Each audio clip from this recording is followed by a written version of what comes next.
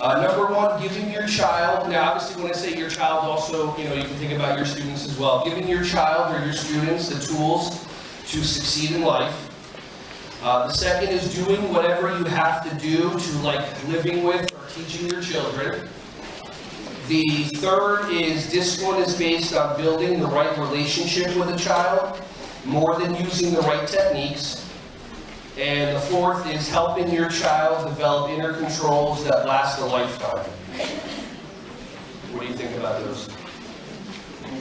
You don't look too interested. The discipline isn't exciting? Alright, let's try something a little bit different. If you're listening, hands in the air! If you're listening, touch your nose. If you're listening, touch your ears. If you're listening, touch your toes. Oh boy. Are we going to have to go over head, shoulders, knees, and toes? Or should we just get started? Okay, just check. Alright, let me ask you a question. What's the difference between the way that I'm being right now and the way that I was being about 30 seconds ago? Okay, say just one person yell out loud. More energy. More energy. Okay, what else? Wow. Alright, now, would you rather be the way that I'm being right now or the way that I was being about 45 seconds ago? Right now. Okay, so here's my question to you. Was it your fault or your responsibility as the students that you weren't as interested in what I had to say or you weren't as engaged in what I was talking about? Or was it my fault or my responsibility as an educator that I didn't get you engaged? Who's going to blame yourselves? She's already pointed at me. Okay. Jumping ahead, gotcha. Okay. Always one in the class. Who's going to put that responsibility on me? Raise your hand or point to me. Just point. It's polite to point. Whoever told you it's not polite, please just point at them. All right. So now here's another question. If you have children in your classroom, it's kind of weird if you don't, but if you have children, you think about that. But if you have children in your classroom and you have a child that's not engaged, you have a child that's not interested in what's going on in the class, is it the child's fault or responsibility that the teacher hasn't figured out a way how to engage them? Or is it your, as the teacher's, responsibility or fault that you haven't figured out a way? Who's going to blame the child? Not who wants to, who's going to? I like how this starts. People are just like, if you blame him, I will. Okay. Or who's going to take that responsibility on for themselves? Raise your hand. Yeah, your hands go up a lot slower when it's your responsibility. But when we're blaming you, it's a lot easier. Okay, so this is the thing. In my world, and this is just my world, in my world, not this one, here. In my world, everything is about choice, okay? You can't get anybody to do anything that they don't want to do unless you figure out a way how to get into their brain and get them to choose to do that thing that you want them to do. For example, how many of you ever get into an argument with your husband or boyfriend, significant other, and they tell you, relax? Oh. And you immediately, and then they say, take a deep breath. And you immediately go, oh, thank you, honey, I feel better. Let's continue the conversation. No? But how come when your kids are throwing a fit, you tell them to relax, you tell them to take a deep breath, and you expect them to do something that you would do? I mean, you expect them to do like the opposite. Does that make sense? See, everything's about choice. We communicate so ineffectively with our children, yet we think we're communicating effectively. We say things to our kids that we would never accept for ourselves. Finish this sentence. You get what you get. You don't get upset. Of course. Now, go out to dinner tonight. Order your favorite. I need a thought. Just somebody raise your hand. Be a good listener. Bubble your mouth. Okay. Raise your hand. Tell me what's your favorite meal. Someone raise your hand. See how hard it is? You wonder why your kids don't listen. Okay. One person. All right. What's your favorite meal? Spaghetti meatballs. So you order spaghetti meatballs from your favorite Italian restaurant, and the waiter brings you out this big Caesar salad for dinner. And you say, excuse me, as politely and respectfully as possible, I didn't order this, I ordered spaghetti meatballs. And he turns to you and says, you get what you get, and you don't get upset. Who's going to take that? Some of you might, oh, he's having a bad day, people please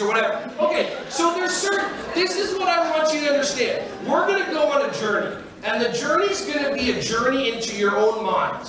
And it's going to be a journey to have you understand and experience what we say, what we do, and then what really works. See, in my world, if something doesn't work, don't do it. Billy, come here, Billy. I'm only going to say it one more time.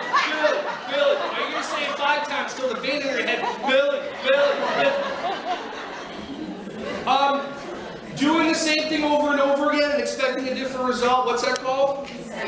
Insanity, crazy. Okay, how many of you drive yourself insane in your school, in your classes? And it's okay, you know why? Because maybe you don't know another way to do it. And that's okay, that's what we're here for. We have to put, here's the thing though, for this workshop to be effective, for this workshop to be powerful, we have to put something at stake.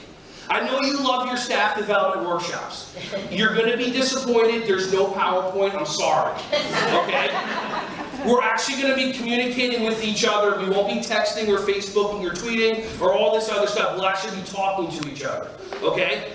I want to hear from 3 people. Why did you become a teacher? Because everybody has these worksheets. Okay, you're getting it now. So the first thing on the worksheet, okay, it says, why am I a teacher? If you don't have it, just raise your hand. And you guys can still hold your hands up and listen to the conversation.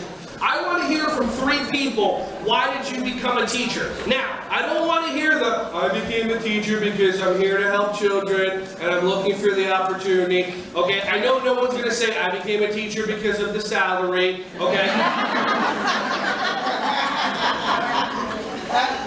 Police officers become police officers because at some point in their life, there was either a police officer there at a certain moment in their life where it made a difference for them, or something happened in that person or that child's life, and they turned out wishing there was a police officer there, so they made a decision in their mind, I'm going to be a police officer so something like that doesn't happen. Okay, same thing with doctors, same thing with a lot of things that we create in our lives are because of little moments that happen when we're little kids.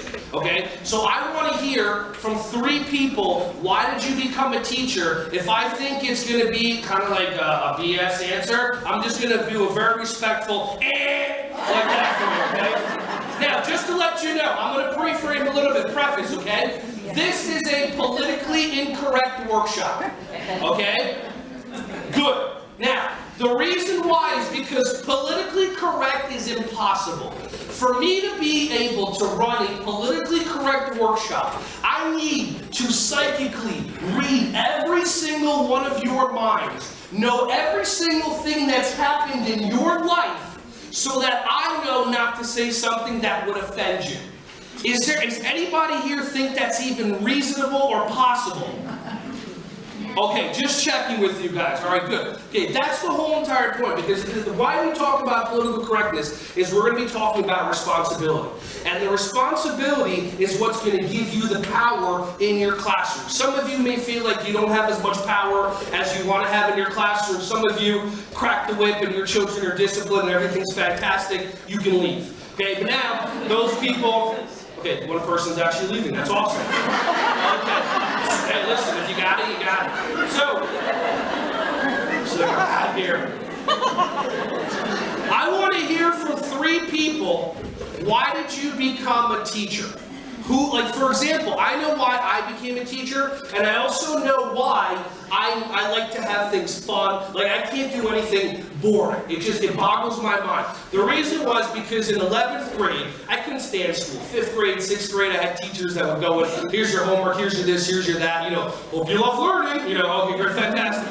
I had an 11th grade teacher, Mr. McAvoy. I went to school in East Brunswick. I went to, in East Brunswick High School, I had a teacher by the name of Mr. McAvoy. He came in, this is how he set up the class. It's a history class. Woo! You know, very exciting. You know, and the only reason we know history, you have to learn history because history repeats itself. Can you say something else? Nope, that's all I got. Okay, so, that's what somebody else told me. It repeats itself just like I am right now. So, he came into the classroom and he's like, this is what we're going to do. Every week we're going to have a quiz on Friday. We're going to study on Monday and Tuesday. Whatever you do at home and in your groups together will determine if Wednesday and Thursday we study some more, or if Wednesday and Thursday I just tell you war stories. And I just tell you silly stuff. And we're just like, all right, well, what's going on here? Like this seems like fun. Are you sure you're in the right spot? So he tests us out. We have our first quiz. Half the kids do good, half the kids do bad. We spend the next Monday, Tuesday, and Wednesday going over the exciting world of history. And then Thursday, he spends all day telling us jokes. And in Vietnam, he did this. And there's stuff that you would not be allowed to talk in school about because it's fun. So what happens? So then the next week, we start realizing, wow, we want more of these jokes. And it was amazing. The people in the classroom, without even his guidance, the jocks, the nerds, the dorks, whatever it was, the kids, the burnouts, whatever you want to, everybody was like creating groups together to work so that we would help the other kids rise up because we wanted to hear more jokes. And it worked amazingly because that was the only class that I got an A in. It's because I wanted more jokes. I mean, I listened to an interview years ago. Adam Sandler was talking about, in high school, he had a teacher, it was the last period of senior year, he had a teacher that pretty much said to him, look, you're disrupting my class. No duh, okay? You're disrupting my class. What I want you to do is this. If you don't disrupt the class, Monday, Tuesday, Wednesday, and Thursday, on Friday, for the last 15 minutes of class, I'm going to let you come up in front of the whole entire class and do 15 minutes of stand-up comedy. Next week, he did no peep Monday, Tuesday, Wednesday, Thursday. Friday, he did his whole entire 15-minute routine. I think that pretty much worked out for him, right? Yeah. You know, producing. I mean, I may be the only person in the, in here that actually likes Adam Sandler. Does anybody here like Adam Sandler? Really? Good for you. What'd you do? What'd you do? I don't get it, and it's hysterical. Okay? But then again, I have a 4-year-old sense of humor, so it's perfect. So I want to hear from 4 people. Why did you become a teacher? Right? I want to hear 4. Now, does that mean that everybody starts talking to each other? Or does that mean that 3 people raise their hands? Okay, good. All right. Yes, ma'am. Can you yell out loud, or do you want me to throw the Jerry Springer mic at you? It's really exciting. It's just that when I was in school, I was always petrified, cried, had this fear of school, and never knew why. And I always felt like I could relate to the kids who really were uncomfortable in school. For some reason, I think I do have this. I have a way to relate to them to make them feel more comfortable, make them feel loved. And I think that's one of the reasons why I went into teaching. I like that. That works. Okay. All right, awesome. All right, thank you for still being a teacher. I appreciate that. Okay. All right, somebody else from this side. Why did you become a teacher? Nobody knows. Okay, we're going to go back to this side. Some of you were still asking yourself that same question before you walked in here. Okay. Why did, yes, ma'am? It's actually a second career. I was in business for 12 years. Okay. And then I was home for 7. And then I was involved with the schools, and I love toys, as my staff will attend to. Understood. And I just thought it was a great way to bring my love of toys and bring the excitement to the classroom and have some fun. Nice. Okay, so a love of toys and bringing excitement to the classroom, because everybody here can attest, your classrooms are the most exciting in the world, right? Like, especially like your circle time, when the kids are all sitting and you're singing, or you're playing with toys, or you're drumming, or maybe you're going, okay, who can tell me what the weather's like today? The sun is out today, and it is nice out. Okay, great. Who else? I wonder why there's a kid running around in circles. This is so exciting. Okay, just checking with you guys. All right. Anybody? Okay, that's perfect. Right down the middle. Yes, ma'am. Nice and loud. When I was in 3rd grade, I had this teacher. Her name was Miss Shuali, and she left quite an impression. We did like a unit on like the Roaring 20s, and one of the popular drinks at that time is like soda fizz pop with like a pretzel rod. Okay. And she actually drank soda, and then she got us really engaged in that whole unit, and dressed as it. Yeah. So she was like fun. So I was like more fun as a teacher like her, because I feel like I was able to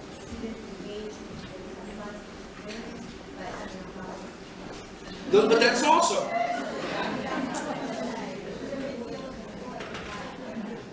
Okay, gotcha. Okay, so we have, so this is what I want you to do. I want you just to write down on that piece of paper 2 sentences. Why did you become a teacher? Maybe like somebody was there, someone was a role model, something happened, whatever it was, okay? Because this is what we have to put at stake.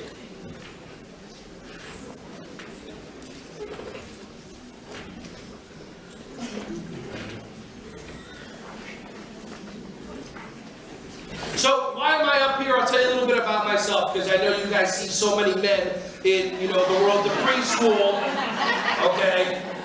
Like the UPS guy comes in, you're like, a man! Okay.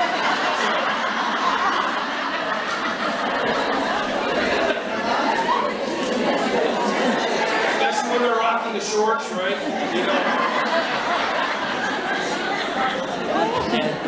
So, I started my education into actually teaching when I was 15 years old. When I was 12, I started doing martial arts. And in my opinion, martial arts is one of the most important things in a child's life that could do it. If you're going to come up to me later and ask me, like, because we're going to do a Q&A and everything, and you're going to ask me, what should I do about this, what should I do about that? First thing, my question is, put your kid in karate. I mean, that's number one. Like, when you guys hear martial arts or you hear karate, how many of you have kids that do martial arts? Raise your hand. Okay, in the blue shirt with the glasses on your head, can you tell me one characteristic that your kids have picked up from martial arts?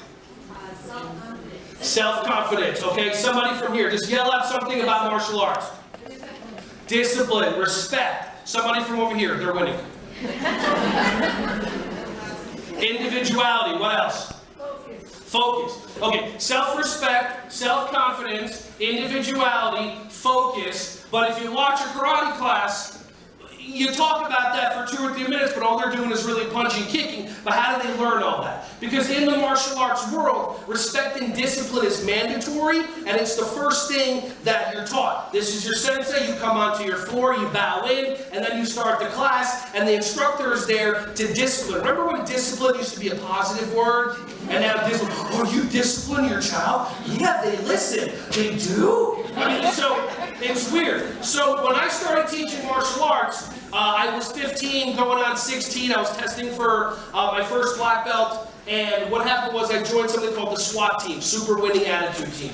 And I would teach my children how to do all different moves and techniques. And they would say what your kids say to you. They would say, every time I would say to do something, they would say, yes, sir.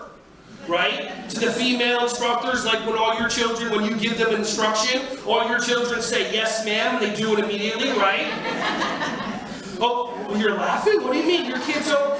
So that's the world that I came from. Now fast forward, I'm going to college trying to figure out what I want to do. My first degree is in business. I'm almost done getting my master's in education right now. But back then, I didn't really have a full understanding about education. But I started going to a karate school, and this karate school was unique because the husband was an elementary school teacher, the wife was a preschool teacher. About a year before I met them, they both quit the school system around the same time due to something called, I don't want to pronounce it right, politics? Is that how you say that? Okay, so they left, and they opened up a karate school, and I started working with them for about 2.5 years, learning how to teach children martial arts, but developmentally age-appropriate programs. So like literally, I would have to write lesson plans so that students will be able to learn this technique. So he taught me how to work with children ages 6 all the way to 18, and then she taught me how to work with children ages 2.5 all the way up to 5. And then she wanted to have another child, so literally she was training me to take over her program for 9, 10, 11 months, whatever it was. So awesome. So I'm working with them, a couple of years go by, we had a couple of outside ancillary programs, he wanted to shut all those down and just focus on the karate in his school because he wanted to grow a school. I believe that karate should be out as much as possible to all the kids, so that's why we went our separate ways, still had a great relationship, it was awesome.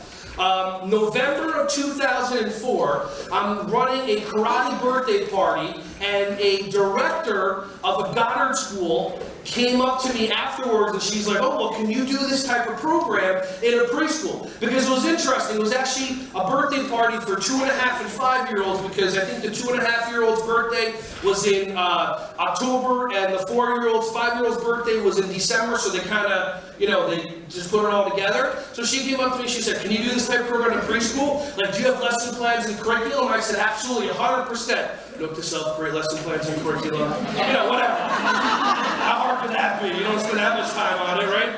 Okay, so, do this. Okay, then I went back and really put them in effect. So the first time, so January 16, 2005, I walk into the preschool for the first time. Now, like I said, for the first time, and we're supposed to do three or four 30-minute classes, 9:30 to 11:30. We later moved at 9:45 to 11:45 because the kids had to, I guess they were snacking. You gotta feed these kids like all the time. You know, so I gotta grow, you gotta feed them, wow, whatever, get a job. So, all these kids they started snacking them, so they're like, listen, I know you're set up for 9:30, can we start at 9:45? I'm like, fine. So whatever, I just took my time. So what I started doing, oh wow, is it better like this or better like this? Better. Thanks for no response. Okay, wonderful. Okay. Because when you ask the kids the same thing, they just look at you. Okay. So, first thing I did was I just started putting my poly spots out. You guys have these in your school? I love these things. Because when I moved to my new apartment about 3 years ago, I have a big old couch. And my friends come over. I used to be a pro wrestler, so my friends come over for wrestling events and like UFC and things like that. But I got two buddies of mine, Mike and Mark. Now Mike is like me, he's happy-go-lucky, nothing bothers him. He's like, I'm gonna get up and move to Florida. He's like, okay, then he just left and moved to Florida. I mean, it was awesome. Like, I wanna do that. Like, go, okay. My other buddy Mark, oh, negative this, negative. Like, I asked him one day, what would your life be like if you had nothing to complain about? And like, he was quiet for 5 seconds, which is 5 seconds, and they started complaining about that question. Does anybody know anybody in their life that if they had nothing to complain about, they wouldn't know what to do with them? Yeah, she's raising her hand, yes, somebody, you're going. Okay, so what I did was, me being the typical guy jerk that I am, I'm like, so now, here's the thing, I never understood why when you're hanging out with your friends, and you're ordering out, why you can only order from one place. I mean, look at me, I'm gonna cover the minimum order, okay? So, like, I wanted Chinese food and they want Italian. It's like, I'm gonna order Chinese food. They're like, okay, fine, I'll get you. I'm like, no, you can order Italian. That'd be more fun, though. Race there, see who gets there first. So, I start putting the spots down on my couch. And I'm like, the person that sits on this spot first gets to pick where we're going to, where we're ordering from. Now, Mark, dude, I'm not one of your 4-year-old kids at your stupid preschool. And this, I'm not doing that. All of a sudden, at corner of my eye, I see Mike.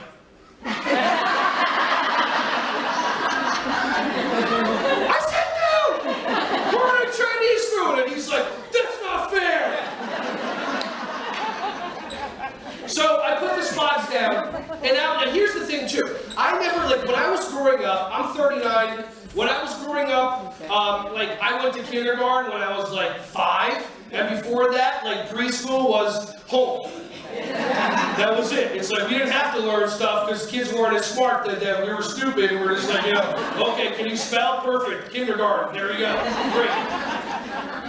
So I'm looking around, and the thing is, I asked the director, I'm looking around, there's all these like little kids there. And I looked over to one room over there, and there was this little, like, these babies. Like little. And I said to the director, there are babies over there.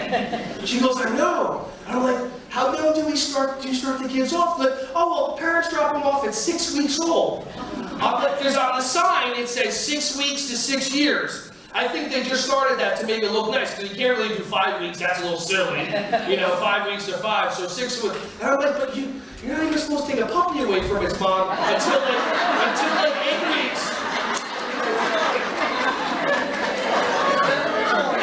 And now it's like, pop, 3, 4, 5, I gotta get a job. Here you go. Watch it, I'm not cleaning. Okay, so, now here's the thing. How many of you have children that used to be babies? Just checking. For those of you that didn't raise your hand, okay. There's 4 babies sitting in this little table. And they're like watching them, and I was getting intrigued. Like, I can actually have more fun watching my dog and cat run around the room chase each other than anything on TV, because I'm more of these, like, hippie-ish, like, I enjoy, like, the simple things in life. Like, I'll go outside, and if I see, like, a bird, I'll, like, stare at it and be present. You know what that means? This is not present. Yeah. Oh! Okay, so, that's not present. So I'm looking and I'm watching the babies, and they're talking to each other. many of you ever worked in the baby room? How many of you are not going to go near a baby ever? Some of you are like, okay. Now the babies, they started talking to each other. And one baby went, and the other one went, and then all of a sudden there's like this snot bubble just got bigger and bigger. And you think it's gonna pop, but it doesn't. It's made out of some material. Like, you just want to go up there and like, okay, pop this up. So now all of a sudden, now for those of you that don't speak babyese, I'll explain what happened. I'll decipher. So the one baby said, "Hey, what are you doing today?" And the other one said, "Pooping." "What about you?" "That sounds about right." And then he said, "Well, what color?" So the one goes, "Well, I had yams this morning, so orange." And the other one goes, "All right, well, I had peas this morning, so I'm going to go for like a dark green." And my teacher loves that because you see the expression on her face when she sees it. So enjoy your breakfast. All right, so now, all of a sudden, now it's time, like I said, these kids are all needy, you gotta feed them all the time. So all of a sudden, the teacher comes around and she starts giving the kids, their baby bottles. Give this kid one, and then she gives, the other kid one. And then all of a sudden, yes, I kind of love baby bottles. And all of a sudden, one of the babies, after they're drinking, does, really? Right. All of a sudden, one of the babies does one of these.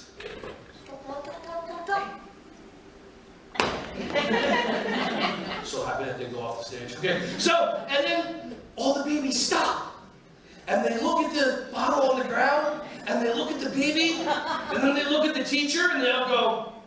And the teacher goes, "No!" Because that always works, right? And then all of a sudden, I could imagine, literally the teacher felt like she was like,